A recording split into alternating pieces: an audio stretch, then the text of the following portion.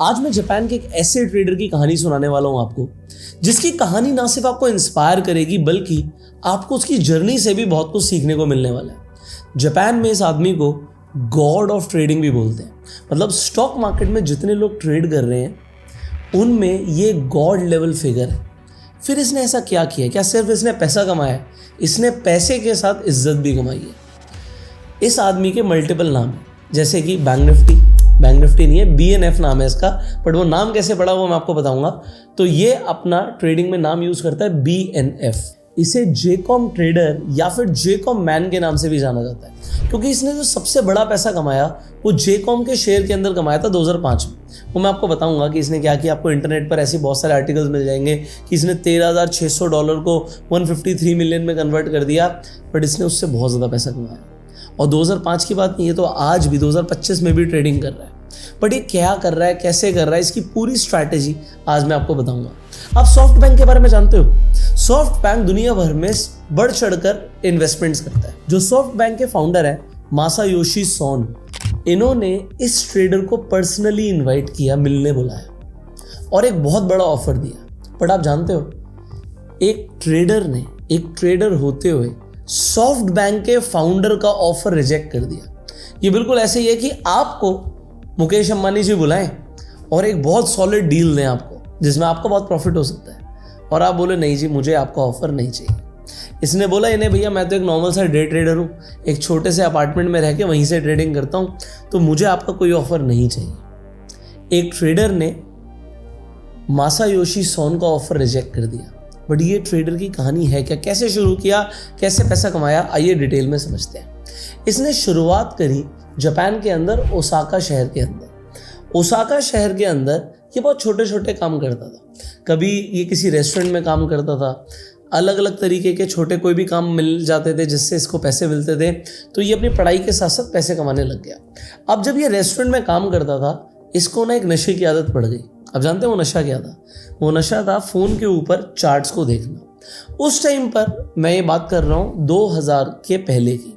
सन 2000 से पहले आप बहुत ज़्यादा चार्ट्स एक्सेस नहीं कर सकते थे, बट जापान फिर भी ट्रेडिंग के अंदर इंडिया से आगे था। 1990 से लेके सन 2000 का टाइम था ना, अगर मैं आपको निकाई का चार्ट दिखाऊं, जो इनका इंडेक्स है जापान का, तो आपको दिखेगा कि इस इंडेक्स ने बहुत लॉन्ग टर्म तक कोई रिटर्न नहीं दिए थे। अगर आप ये 1990s देखोगे, 1990 से लेकर 2000 तक जापान का मार्केट सिर्फ गिरा ही है, इसने कोई रिटर्न नहीं दिए। तो ये ट्रेडर ने उस टाइम पर इंस्पिरेशन ली कि मुझे ट्रेड करना है, बट क्योंकि उसने पिछले 10 सालों में देखा था कि मार्केट सिर्फ गिरती है, जैसे आप लोगों ने पिछले 10 सालों में क्या देखा है कि मार्केट सिर्फ बढ़ती है। अभी जैसे जापान की मार्केट बढ़ रही है, इंडिया की मार्केट भी बढ़ रही है, तो इसने मार्केट को गिरते हुए देखा और आपने मार्केट को बढ़ते हुए देखा। तो आप लोगों की जो ज़्यादातर स्ट्रैटेजीज होती हैं वो बुल मार्केट के अकॉर्डिंग होती है, क्योंकि हम अज्यूम करके चलते हैं कि मार्केट हमेशा ऊपर जाएगी। इंटरनेट पर लोग भी डायलॉग मारते हैं, स्टॉक मार्केट हो या आदमी जाना ऊपर ही है। तो जब ऐसी बातें करते हैं तो उन लोगों को ये नहीं पता कि 10 साल कितना बड़ा टाइम होता है।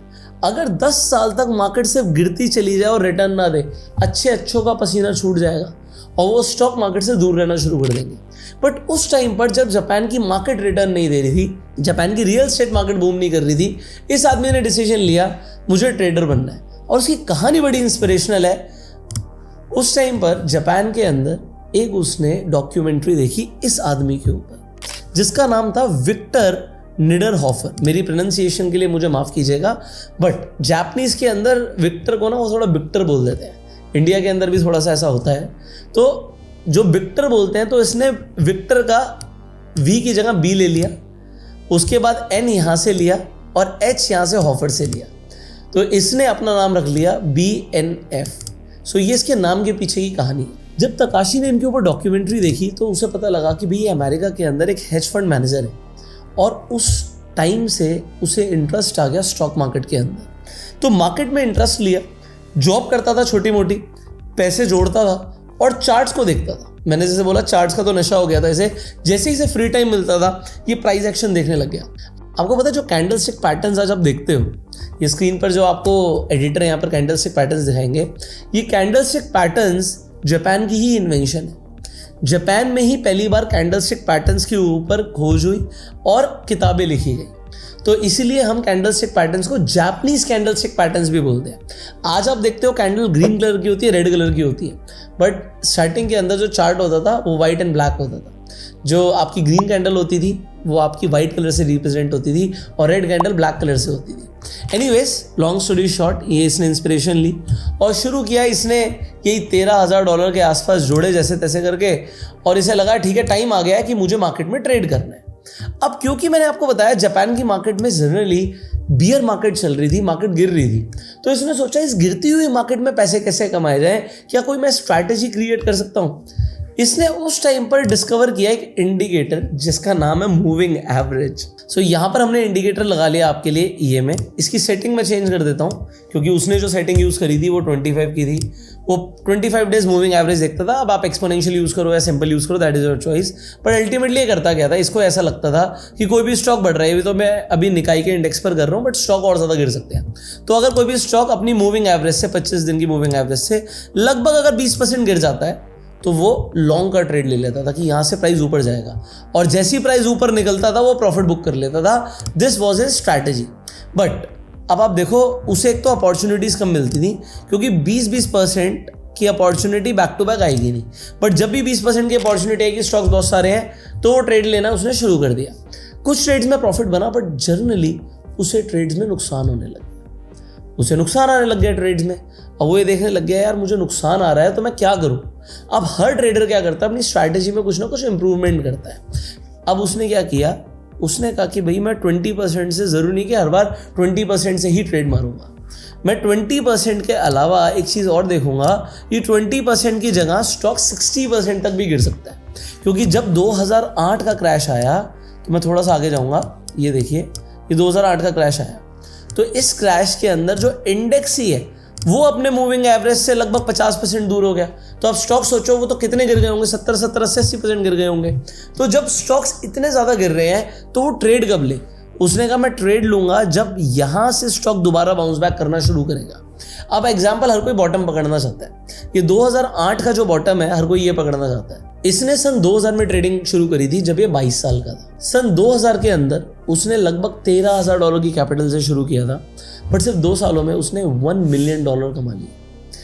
उसने सिर्फ अपनी स्ट्रैटेजी में थोड़ा सा ट्विक किया कि एक तो सिर्फ 20% गिरते ही मुझे पोजीशन नहीं बनानी ऊपर की, वहाँ से वो प्राइस एक्शन देखेगा कि क्या स्टॉक ने चलना शुरू किया, और अलग अलग स्टॉक सेक्टर के अकॉर्डिंग उसने अलग अलग अप्रोच लगाई कि कहीं पर मैं 20% गिरने पे पोजीशन लूँगा, कभी 25, कभी 45% गिरने पे पोजीशन लूँगा।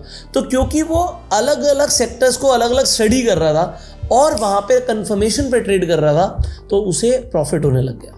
$1 मिलियन उसने कमा लिया। अब सिमिलर सेटअप पे ट्रेड करते करते सिर्फ अगले ही 2 सालों में उसने $1 मिलियन से $10 मिलियन कमा लिया। बियर मार्केट में मार्केट गिर रही है बट वो क्या कर रहा है, वो बाउंस बैक पे ट्रेड ले रहा है, गिरने के बाद बाउंस बैक पे पैसे बना रहा है, और सेम सेटअप से उसने बहुत पैसे बनाए। बट 2008 में वो ट्रैप हुआ। क्यों ट्रैप हुआ? जब मार्केट 2008 में गिरनी शुरू हुई, सो निकलने का कोई चांस ही नहीं था। कोई भी स्टॉक बाउंस बैक नहीं कर रहा था, वो जिन स्टॉक्स में पोजीशन ले रहा था उसमें नुकसान हो रहा था। तो उसने सोचा क्यों ना मैं यूएस मार्केट में ट्रेड करना शुरू करूं। उसने एक अलग से अकाउंट खुलवाया और यूएस मार्केट में ट्रेड करना शुरू किया। $6.5 मिलियन की पोजीशन ली एक ही स्टॉक में। आप जानते हैं वो स्टॉक कौन सा था? Lehman brothers. आपने सुना ना 2008 का फाइनेंशियल क्राइसिस इसलिए आया क्योंकि लीमन ब्रदर्स का कोलैप्स हो गया। लीमन ब्रदर उस टाइम पर अमेरिका का टॉप बैंक्स में से एक आता था। जैसे इंडिया के अंदर हम बात करें HDFC बैंक है, ICICI बैंक है, बिल्कुल उसी तरीके से अमेरिका का बैंक था लीमन ब्रदर्स। उसने उस स्टॉक के अंदर, आपको पता है पोजीशन कब बनाई? जब वो स्टॉक लगभग 70% गिर गया था। 70%, $6.5 मिलियन लगाए, बट वो $6.5 मिलियन का क्या हुआ? जीरो हो गया, वो बैंक ही खत्म हो गया। इतना बड़ा नुकसान आया, उसने कसम खाई कि मैं कभी भी दोबारा यूएस मार्केट में ट्रेड नहीं करूंगा। उसने जापान की मार्केट में फिर से पोजीशंस लेना शुरू किया। बात है अक्टूबर 2008 की। अक्टूबर 2008 को भाई साहब वापस आते हैं और सोचते हैं यार ये देखो ये थोड़ा सा ग्रीन बन रहा है, यहाँ पर दोबारा से बाउंस बैक आ सकता है, मार्केट काफ़ी गिर चुकी है। तो अगर इंडेक्स के अकॉर्डिंग देखें तो इंडेक्स लगभग 20% के लेवल के आसपास है। मैं यहाँ पर दोबारा पोजीशन बना सकता हूँ। उसने पोजीशंस बनानी शुरू करी दोबारा से ये सितंबर अक्टूबर के आसपास, बट हुआ क्या, जब उसने बाउंस बैक देखा, उसने पोजीशंस बनाई, वो ट्रैप हो गया। मार्केट इतनी बुरी तरीके से गिरी कि अगर इस मूविंग एवरेज से देखें तो यहाँ पर इस जगह पर अक्टूबर के अंदर ही मार्केट 42% नीचे आ गई। उसको ज़बरदस्त घाटा होने लग गया, इतना ज़बरदस्त घाटा कि उसने कभी सोचा ही नहीं था कि मुझे ट्रेडिंग में कभी मेरे सेटअप पे, जिस सेटअप से उसने इतना पैसा बनाया, ऑलमोस्ट जीरो से शुरू किया सन 2000 से लेकर 2008, मतलब आप अगर एक स्ट्रैटेजी पर 8 साल से काम कर रहे हो और अगर वो स्ट्रैटेजी आपको पैसा बना के दे रही है तो आपको क्या लगेगा, ये स्ट्रैटेजी तो बढ़िया है, I am the God in the market. उसे भी यही लगा, बट मार्केट ने उसकी ऐसी तैसी कर दी। उसे हल्का सा बाउंस बैक लगा, उसने पोजीशंस और बनाई और फिर मार्केट नीचे। अब उसे यहाँ पे लगने लग गया कि अगर इंडेक्स जो अपने मूविंग एवरेज से 50% गिर जाता है तो अब मुझे बाहर नहीं निकलना। या तो मेरे पास दो ऑप्शंस हैं, या तो अभी तक मुझे जो लॉस हुआ वो मैं लॉस बुक कर लूँ, मैं पूरा लॉस बुक कर लूँ और बाहर निकल जाऊँ, या फिर अब मैं दबा के पैसा लगाऊँ। मतलब दबा के मतलब जितना पैसा मेरे पास है मैंने अपना 50% डिप्लॉय कर दिया, अब यहाँ पर मैं अपना 50% और डालता हूँ। या तो मेरे पास कुछ नहीं बचेगा या मार्केट ऊपर जाएगी। आप सोच सकते हो उसने क्या किया होगा। वेल, कहीं ना कहीं एक माइंडसेट था कि यस मैं रिकवर कर लूँगा। उसने अपने डीमेट अकाउंट के अंदर देखा रिमेनिंग पैसे कितने और सारा पैसा लगा दिया। ये एग्जैक्ट डेट है 27 अक्टूबर 2008 की। उसने अपने अकाउंट के अंदर $64 मिलियन की पोजीशन ले ली ऊपर जाने के लिए कि मार्केट यहाँ से ऊपर जानी चाहिए। $64 मिलियन। अब देखिए 64 को अगर मैं मल्टीप्लाई करता हूँ, 1 मिलियन 8.5 करोड़ होता है, तो ये टोटल पोजीशन हो गई 544 करोड़ की कि यहाँ से मार्केट ऊपर जाएगी। अगले दिन होता क्या है, बड़े ध्यान से देखिएगा अगर आप मार्केट को समझते हैं, मार्केट और नीचे जाती है, दिल की धड़कनें और बढ़ जाती है। बट इसके बाद क्या होता है, जापान की मार्केट में लंच ब्रेक होता है। अभी भी मैं अगर आपको निकाय दिखाऊंगा तो निकाय इंडेक्स आपको बीच में दिखेगा, ये लंच ब्रेक लिखा हुआ आता है। जापान की मार्केट में लंच ब्रेक होता है। लंच ब्रेक के बाद मार्केट भागना शुरू करती है। उस दिन की क्लोजिंग तक उसे $12 मिलियन का फायदा हो रहा था। 12 × 8.5, 102 करोड़ का प्रॉफिट। क्या करना चाहिए था, उसे काट देना चाहिए था, उसने नहीं काटा। अगले दिन पोजीशन कैरी फॉरवर्ड लेके गया। मार्केट होती है गैप अप, और ये गैप अप जो है ये लगभग 1.5% का होता है, बट इतनी बड़ी पोजीशन में 1.5% से बहुत इंपैक्ट पड़ता है। अगर आप निफ्टी में ट्रेड करते हैं तो आप समझ पा रहे होंगे। और मार्केट एक मारूबुजू कैंडल बनाती है। मारूबुजू आपको पता है ना, जिसके बाल नहीं होते, जिसकी विक नहीं होती, और मार्केट खींचती चली जाती है, 7% इंडेक्स बढ़ता है। तो स्टॉक सोचो उसने क्या रैली करी होगी। और वो अभी तक का जेकॉम के शेयर के अंदर जो प्रॉफिट कमाया था 2005 में कमाया था, उसके बाद 2008 के अंदर अभी तक का सबसे बड़ा प्रॉफिट बुक करता है ये छोटी सी रैली के अंदर। ऑल्दो यहाँ पर प्रॉफिट बुक करके वो निकल जाता है, मार्केट दोबारा से नीचे गिरती है, बट यहाँ पर उसने पैसा बनाया जब इंडेक्स लगभग 7000 पर गिर गया था, जो आज 40,000 का इंडेक्स है। उसके बाद तकाशी अपनी इन्वेस्टमेंट्स को डाइवर्सिफाई करता है। वो रियल एस्टेट के अंदर इन्वेस्टमेंट करता है। सोर्सेज ऐसा बोलते हैं कि उसने मेजर इन्वेस्टमेंट उसके बाद बिटकॉइन के अंदर करी। बिटकॉइन का इन्वेंशन कब हुआ था ये बात कमेंट में बताइएगा। अभी तक हम 2008 तक पहुँचे थे। और उसके बाद आप सब जानते हो अगर डाइवर्सिफिकेशन करी होगी रियल एस्टेट में या फिर क्रिप्टो में, तो क्रिप्टो कहाँ तक चली गई। रियल एस्टेट भी जापान का रिकवर करने लग गया, और स्टॉक मार्केट तो मैंने आपको इंडेक्स दिखाई दिया, वो 7000 का इंडेक्स 40,000 के आसपास ट्रेड कर रहा है। सो हर चीज़ बूम करी। अब देखिए जब मैं बिटकॉइन की बात कर रहा हूँ, बिटकॉइन ने अभी हाल ही में क्या ज़बरदस्त रैली दिखाई है। देखो अगर आप लोग क्रिप्टो के अंदर ट्रेड करने के लिए इंटरेस्टेड है, आप भी CoinDCX के प्लेटफॉर्म पर कर सकते हैं।